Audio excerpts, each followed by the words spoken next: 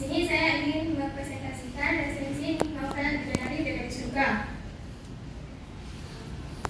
Nah, seperti ini bentuk buku dari covernya. Dan ada identitas buku. Yang pertama yaitu judul buku Bidadari dari Surga, yang kedua penulis yaitu T.Y. Yang ketiga penerbit Republika, yang keempat desain cover Meja Kreatif 14. Yang kelima tahun terbit cetakan pertama Juni 2008. Yang keenam tebal buku 363 halaman. Yang ketujuh ukuran buku 20,5 x 13,5 cm. Nah, di sinopsisnya cerita novel ini menceritakan tentang perjuangan seorang gadis bernama Laisa yang merupakan kakak tertua dalam keluarganya. Ia memiliki 4 orang adik. Yang pertama bernama Daniel, kedua Ikan Dwi, ketiga Wisna, dan yang terakhir Asinta.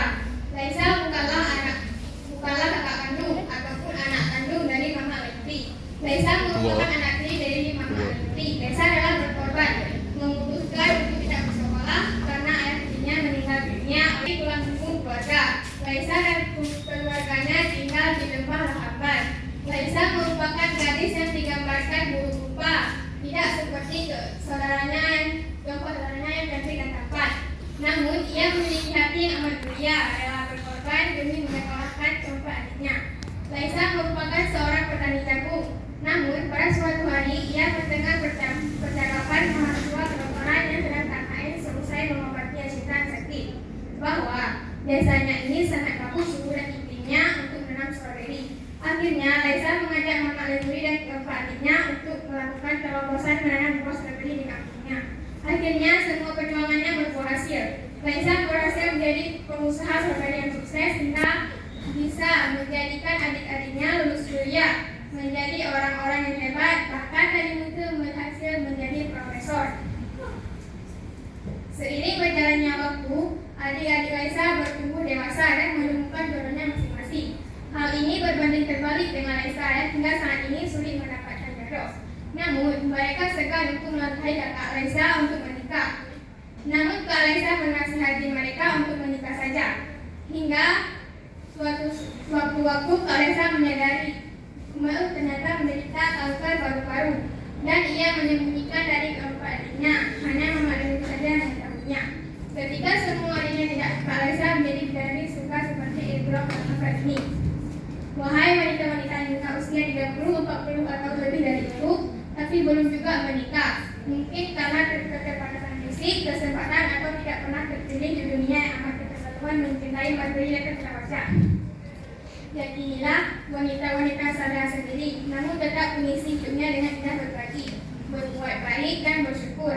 Telah di hari akhir sungguh akan menjadi bidadari surga, dan kabar baik itu pastilah benar.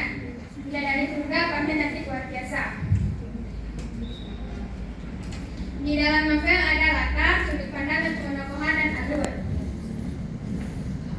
Di sini ada kekurangan dan kelebihan novel. Kelebihan novel yaitu buku ini sangat menyentuh dan inspiratif. Ceritanya sangat menarik. Ceritanya diulas dengan sangat rinci dan seolah membaca merasakan apa yang diceritakan oleh penulis. Lalu ceritanya dan bahasa yang digunakan cukup sederhana sehingga mudah dipahami. Bahasa kiasan yang digunakan sangat indah. Novel ini disusun dengan balutan dialog-dialog yang cukup berhasil membuat emosi para pembacanya mendalami perasaan tokoh-tokoh yang ada di dalamnya.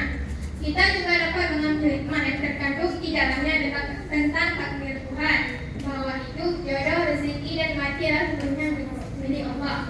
Manusia hanya bisa berusaha semampunya dan berdoa, tapi keputusan akhir tetap di tangan Allah.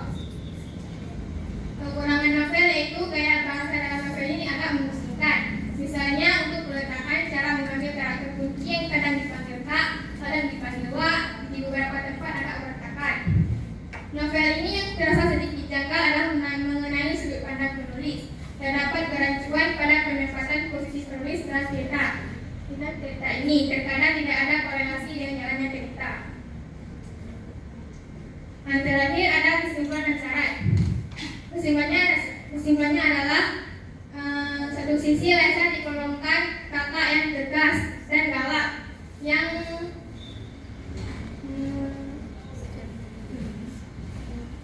mengejar-ngejar adiknya yang bolos sekolah dengan alasan dan ranting kayu. Dan novel ini sangat cocok untuk para remaja yang untuk membiasakan diri untuk tidak merendahkan diri kita sendiri. Dan caranya adalah berdasarkan kekurangan yang telah dikemukakan, sebaiknya gaya bahasa lebih konsisten terhadap karya Alesa. Dan penulis sebaiknya lebih bisa menempatkan diri untuk penyampaian hubungan penulis dengan Alesa dalam